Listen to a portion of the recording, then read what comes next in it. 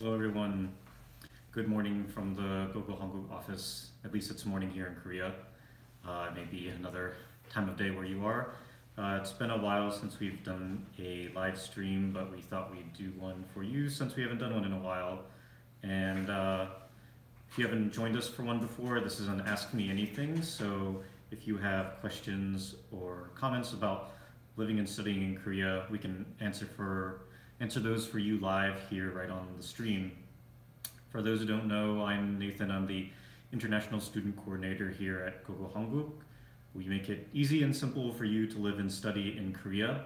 We have partners all over the country in Seoul, Busan, and Daegu. We partner with many schools in each city, so we can help you find a great language school for you to study Korean language. First, I'd like to start off with a couple reminders. The first one is if you're in Korea, we're hosting a name stamp making event this coming Friday. It'll be near Insadong, right in downtown Seoul. So if you'd like to join that, you can find the details on our Facebook event page, as well as how to RSVP.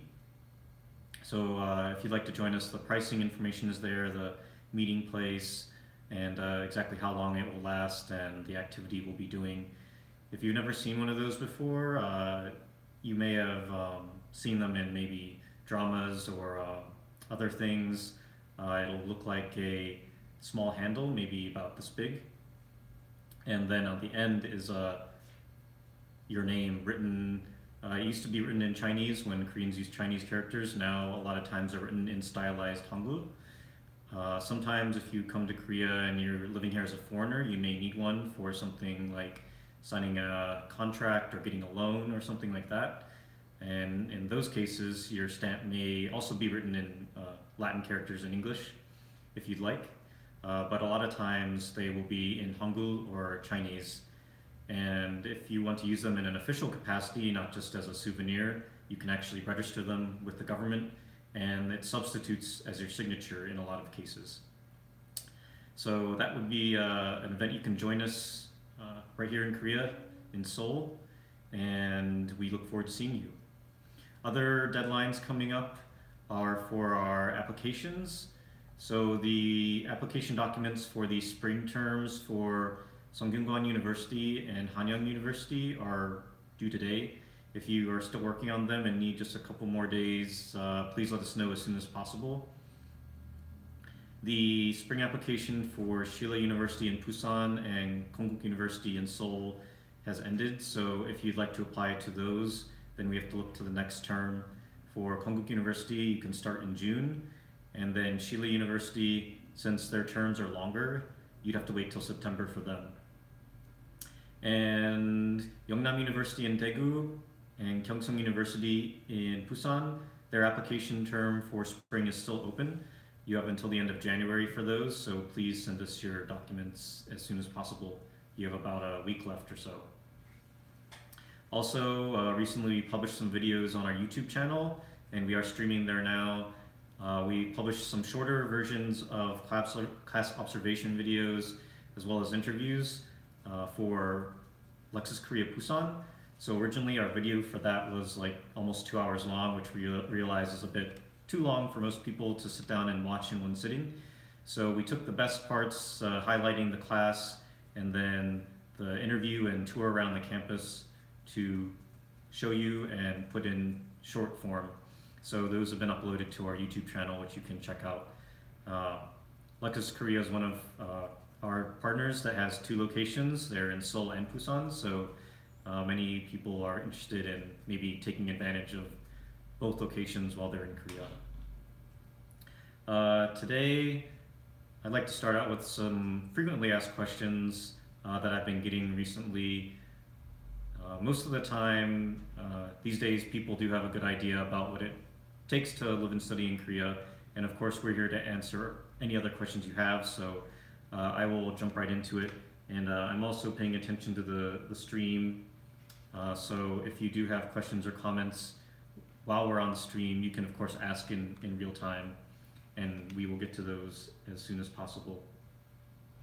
So first question is, A lot of people do want to either find a part-time job and or work in Korea to some capacity. Maybe you've talked to our sister company in Japan, Gogo Nihon, and learned about that process. Japan and Korea are a bit different in letting people study and work at the same time. So in Korea, first you need to get the D4 visa, which is the one that you get for Korean language training. And then you actually have to be on that visa in the country for 6 months before they allow you to find part-time work. This is much different than Japan. Japan lets you start working immediately when you enter the country on their similar visa. So that's one big difference between Korea and Japan and studying the language in those respective countries. So then people say, well, I want to later maybe teach my native tongue, either English or French, German, whatever it may be. Can I do that? For the first step in pursuing that route to employment is that you have to have at least an undergraduate degree, at least for English in anything. So maybe you're fresh out of high school and you're looking to work a little bit in Korea. You can get a part-time job, as I said. Maybe you want to work in a restaurant or you have some other skill or something. The jobs are limited to what immigration says are proper for that visa, which if you need more details on that, we can find those out for you. But otherwise, if you want to teach a language, such as English, you're going to need an undergraduate or graduate degree. That's just a requirement, how they grant that visa, that working visa. And so if you do want to do that, just make sure that you're either going to pursue an undergraduate degree or you already have one already. Same thing with the graduate degree. At minimum, undergraduate degree. So bachelor's in anything, Bachelor of Arts, Bachelor of Science, whatever it may be.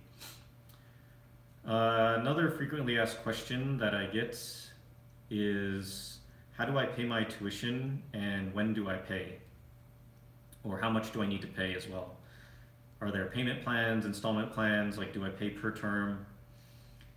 For the case where you want to study with the D4 student visa, you're going to need to pay upfront for all the terms you apply for. This is just because of how the schools and immigration work together.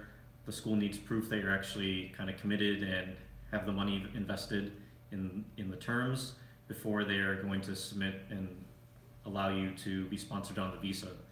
So if you sign up for 4 terms, which in a lot of cases is for a total year, then when you get invoiced for tuition, you're gonna have to pay that all at once, upfront. So let's say you want to study you want to start studying in the June term. Maybe you'll finish your application in late March. Your application will be processed by the school and they will issue you a invoice for the tuition. That invoice will have the total amount you need to pay and their banking instructions. You can pretty much only pay that by wire transfer. So you either have to go to a bank, or sometimes banks let you do it online now. A lot of times they still require you to go to a bank and you say, I need to wire this much money to this account, and they can help you do that. And then after you do that, the school will issue a receipt and then either issue you a letter of acceptance or a document that is a confirmation of visa issuance. Depending on the school, the document will vary. But we can walk you through the whole process and let you know like what exactly you'll need to do after that. So no need to worry about that. Unfortunately, you can't pay in installments, especially if you need the visa, and just in general, the school needs a payment in advance before you start studying. Can you pay in your local currency? Like maybe you live in the United States and you'd like to wire transfer in US dollars. You can, but the currency will be converted once it gets to Korea. So just be aware of the amount you transfer. Like the amount will be in Korean won. So your bank will probably have an exchange rate that they give. And just make sure that the equivalent currency comes as close as possible when converted to Korean won from US dollars or euro or whatever it may be. Once the bank receives the money, then they'll let us know if there's any surplus or a deficit or if you owe any money. And most of the time you can just pay the balance when you get to Korea if it's tiny, something like less than 100,000 Korean won or something. If it's a lot more than that, then they'll request that you do another wire transfer. So it's really important that you transfer as closely as possible to the Korean won invoiced amount. If there is an instance where you pay too much, then they can refund the money when you get to Korea. So don't worry about not getting your money back. Another question I get a lot is, do I have to know English or do I have to know another language when I take my Korean classes? I'm worried I won't understand anything. Even from the beginning at all our schools, they will start with very basic Korean and they will teach you in Korean. There's really no advantage to knowing another language unless it's maybe Chinese based or Japanese, because a lot of Korean is based on Chinese characters and Chinese language originally. So, but you don't need to know any language going into any Korean or any other language going into language school for Korean. They'll teach you right from the beginning if you don't know anything. If you are familiar with a little bit of Korean, then you take a placement test. It doesn't matter which school, you're going to take a placement test for it. So if you have studied on your own or if you've studied at your local university or in Korea before, then you can demonstrate your skills when you take the placement test. Also, if you're just a beginner, you can start, as I said, from the very beginning, so you don't have to take the placement test if you want to start from learning Hanguk, that is, learning the Korean alphabet, if you don't even know that. So don't be afraid if you don't know English or if you don't know anything about Korean language in general. The school will start from the very basics with you. Some of the teachers do know other languages, but they do want to keep it an immersive environment for Korean. So more often than not, they will try to use Korean with you unless it's an emergency situation or something that you're truly not understanding. For myself personally, I knew very little Korean when I started learning, and it was okay. I survived, and I'm sure you can too. It's going to be maybe challenging to start, but once you work through the first month or so of material, you'll at least be able to read what you're seeing. The meanings may still be something you need to learn, but at least you'll be able to pronounce things and follow what the teacher is saying. Also, people ask in relation to that, can I be taught in another language? No, you cannot. The Korean language schools are for Korean and Korean immersion, so you're going to be taught in Korean. They don't teach you in another language. The teachers also try not to use other languages, even if they know them. So for the longest time, for me, I didn't know one of my teachers knew like English or French or some other language I forgot, but I found out like at the end of the term, like they had studied French literature or like Russian literature or something, so they were quite proficient in another language, which I had no idea because they only spoke English, or no, Korean in class, sorry. But if you're in the beginner level, like level 1, then they may try to use explanations in another language. However, most teachers really try to keep it immersive for Korean. So come to Korea, you'll learn Korean and be immersed in that environment, and therefore learn Korean in Korean. Fourth question. A lot of people see Lexus Korea and they believe it's a university. Lexus Korea is considered a private academy. They are not a university institution. They are not a college institution. And therefore, due to immigration rules, they cannot sponsor the same D4 visa that university programs can give you. This is just the nature of how immigration regulates the visa. So many people study at Lexus Korea for their visa-free period that they get with just their passport entering Korea, or some people do qualify for a working holiday visa, which you can learn Korean on as well, or maybe they're here with family or something, so they have a different visa that allows them to stay in Korea long term.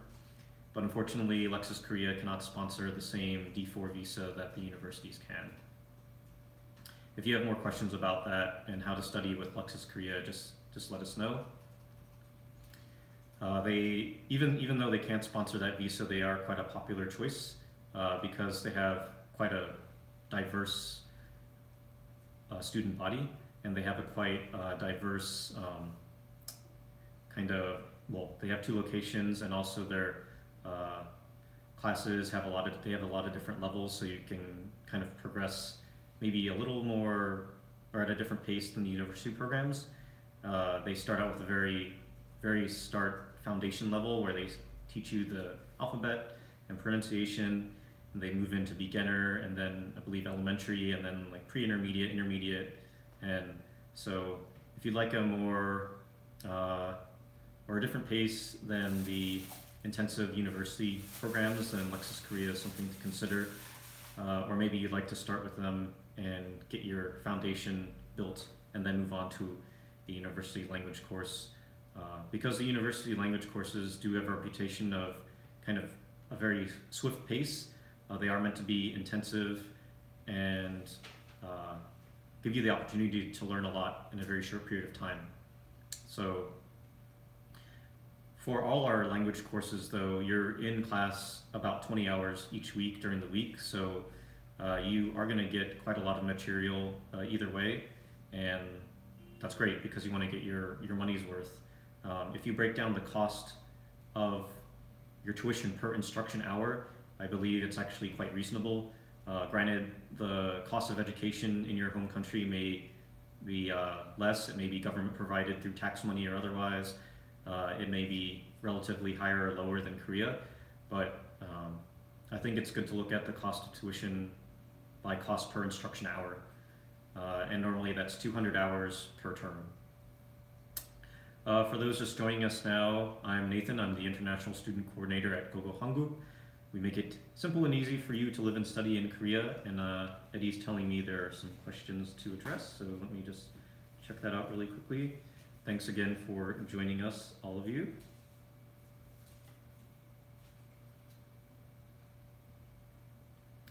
We have some comments here. If studying with Lexus Korea, does that mean I need to sort out my own visa, especially if I want to stay for a long amount of time, say a year? Okay, great question. If you'd like to study for a very long time at Lexus Korea, I advise you to send us an email or use the contact form to tell us more about your situation. One, like I mentioned, you may be able to qualify for a working holiday visa depending on your citizenship and your educational background. So that may be an option. Otherwise, you could bounce back and forth between another country and kind of just study with your visa-free period on your passport. However, if you want to stay in country and not worry about that, then just contact us and kind of explain your situation, and we can figure out a way to help you stay long-term. Another person, Christina, I just have to graduate high school first, almost there. Yes, for the university programs, you do have to be a high school graduate and 18 years or older. And Lexus Korea, you can just be 18 years or older. They're not so concerned about your educational background.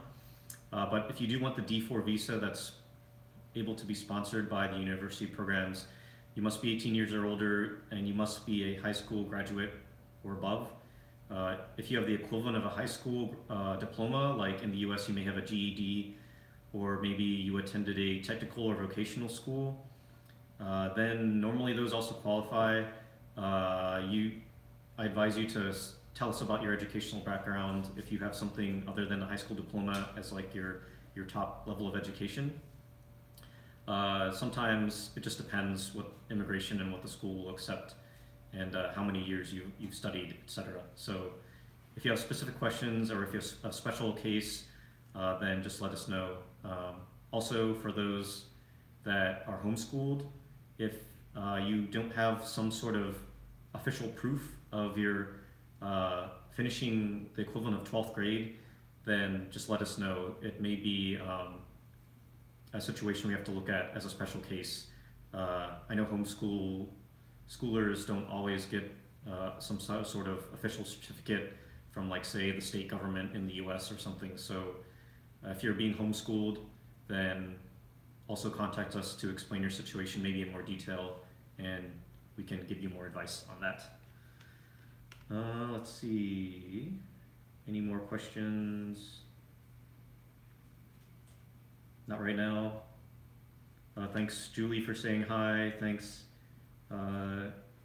Sian. Sorry if I butchered your name. Thanks for giving us some love on the chat.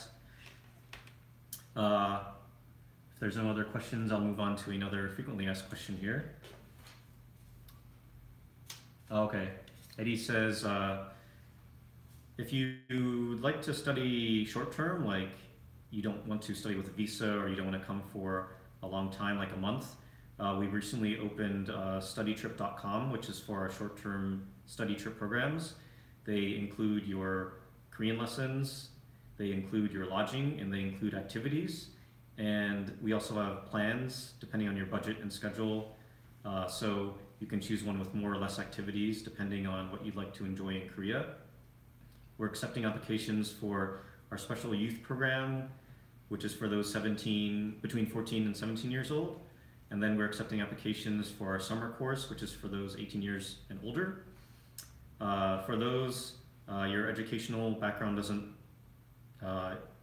affect if you can be accepted or not. Feel free to apply as long as you're within those age requirements.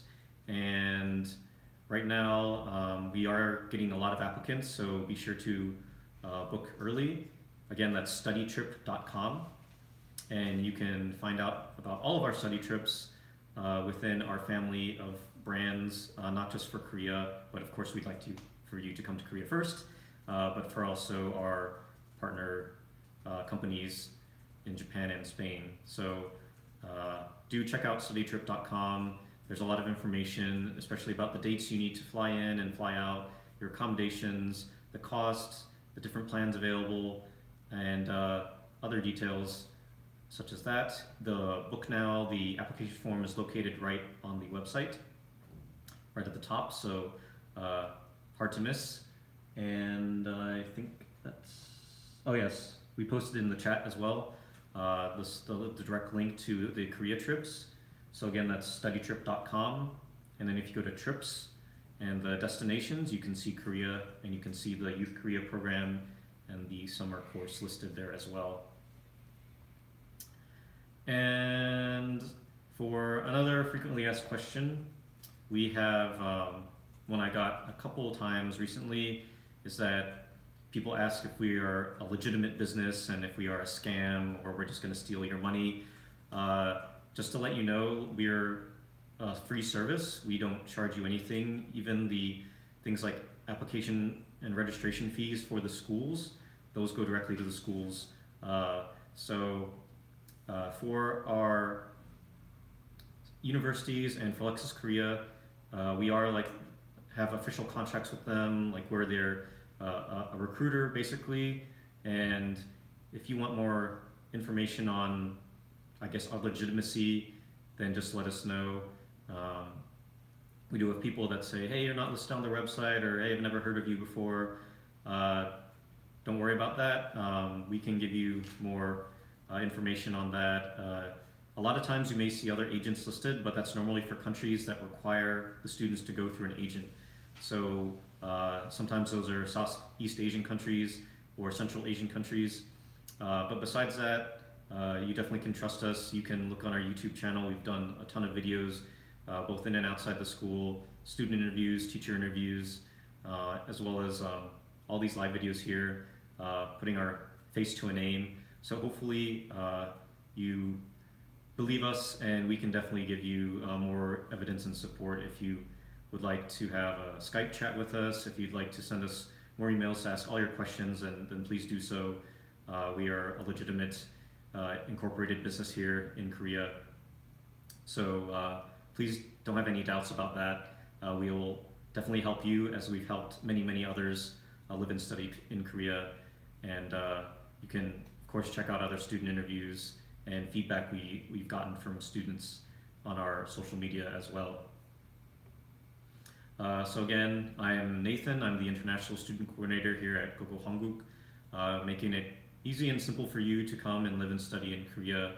We have partner schools all over Korea, in Seoul, Busan, and Daegu. And we are currently finishing up our application period for spring, which starts around March. So If you're in the middle of the application process and we're still waiting on some documents from you, then please send those as soon as possible. And if you need more time or are having difficulties with any of that, then just let us know. And let's see, ID, were there any Facebook questions? No? Okay. Let's see. Oh, another thing that people tend to ask is, do I get breaks? If I sign up for a whole year or 2 years or 6 months or whatever, do I get breaks? Do I get holidays? And yes, you do. Between terms, there will be maybe a 2-week break or so. And then the schools follow all the Korean national holidays. So if you just search for that in Google or whatever your favorite search engine is, you can look up all the public national holidays and find out what those are during your term.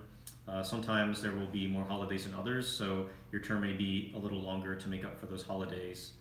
Other than that, yes, you will get breaks. If you want to travel Korea during that time, it's fine. If you want to leave Korea and come back, it's usually okay, but just maybe let us know if you're going to do so to make sure and check that you're going to be okay with the length you'll be away and then when you're coming back, so that the immigration rules can be followed correctly.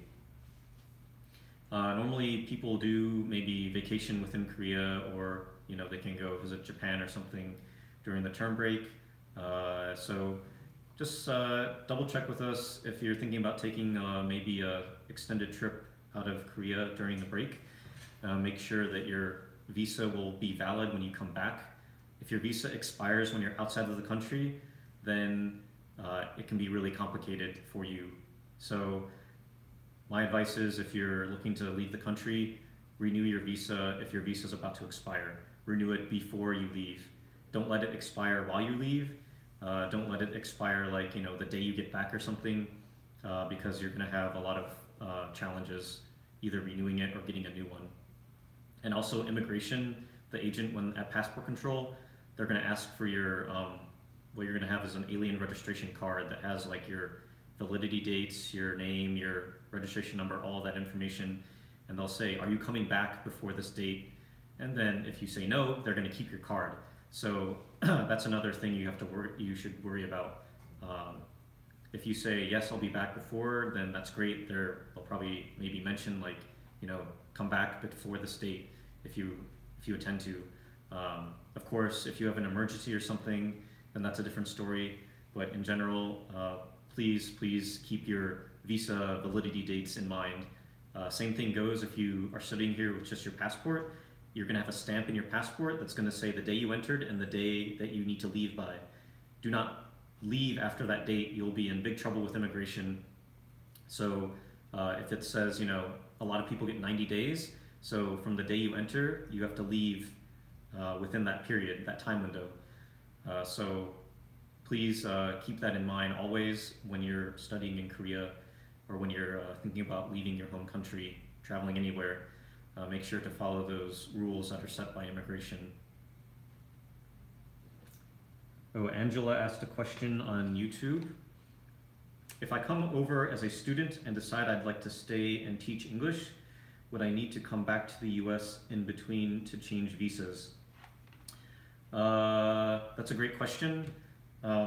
If you're changing from a student visa to an employment visa, there is a likelihood you might have to leave Korea to change the visa type. I know if you're changing like to another type of student visa, then you can normally do that in country. If you're gonna go through a recruiter, or if you're talking to a company about a working visa, I would ask them, because they probably know more details.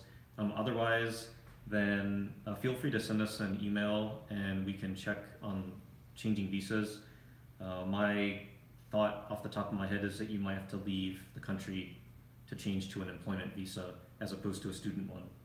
But Angela, if you are thinking about staying long-term and teaching, again, just make sure that you are fulfill all the requirements for your student visa if you want to learn Korean, and then all the requirements for the employment visa. And if you're teaching English, that's the E2 visa. Us personally, we're the most we have the most expertise on the D4, since that's what we deal with day in and day out. However, if you have a specific question, just shoot us an email and let us know, and we can do a little research for you. So thank you very much for that question. Let's see. So we're approaching about 30 minutes so far. I think we're going to wrap up soon unless there's some other live questions from either Facebook or YouTube. Sorry again for the long break in live videos. We've been doing a lot of other marketing videos lately and other live videos around Korea at our language partners. So, but thanks for sticking with us, and we'll definitely do more Ask Me Anything videos, probably in relation to our study trips, as those are coming up very soon. I did contact a lot of you earlier in the year to ask about doing one specifically for, say, Youth Korea questions, since I know a lot of parents have questions relating to that, as opposed to maybe the students themselves. So if there's students out there and your parents are asking about the Youth Korea study trip, or even if you're having questions about the summer course, or your guardians or your loved ones are asking about the state of Korea these days with all the current events going on, then just please let us know like what an ideal time would be for you to have a conversation about that. Again, we're available through Skype as well. If you have some really specific questions to you, or you'd like to have a more one-on-one conversation, we can schedule a Skype meeting where we can chat with you personally, one-on-one. So again, I've been Nathan, the International Student Coordinator here at Google Phonebook, and besides our language school long-term studies, again, we mentioned studytrip.com for short-term study. The Youth Korea program for those 14 to 17 years old is 2 weeks long. The summer course for those 18 years and older is 3 weeks long. Also, for Lexus Korea, you can actually study very short-term there, as short as a week, or as long as months and months. So we can definitely find a study period and cost that can work for you. Just checking the chat once more. Again, thank you for all those that watched live and commented. Thank you, Angela, Christina, Fate, and Julie, and Xian. And we'll definitely answer other questions for you via email or our contact form on our website or our social media. We try to check every single comment and question you leave on Facebook, Instagram, and YouTube. And yeah, thanks for sticking with us and letting us help you live and study in Korea. Eddie, if there are any other questions? Okay. I think we'll wrap up for now. And we did leave the link to our contact form in the YouTube chat. So please copy and paste that if you need to contact us later, or if you'd like to start an application process, you can do that through email or the contact form. Also on our website is a live chat module, so you may see chat with us now on the bottom right side of the website, or you can leave a message there as well, and we'll get back to you as soon as possible. Normally that's within a day, but it can take us up to 3 business days sometimes, depending on our workload. So if we don't get back to you immediately, don't worry, we did receive your message. Or if it's been like 3 days or so and we haven't gotten to you quite yet, then feel free to send us a reminder. We will get back to you within 1 to 3 business days. So I hope all of you have a great day or night, depending on what time it is. And another live video or recorded video should be coming soon. We do update our YouTube channel and Facebook quite frequently. And I'm glad that we've been helping so many of you live and study in Korea, and we are excited about our studytrip.com website opening. We've gotten a lot of great feedback and interest from that. We have a ton of applications coming in, and we look forward to seeing you all this coming summer.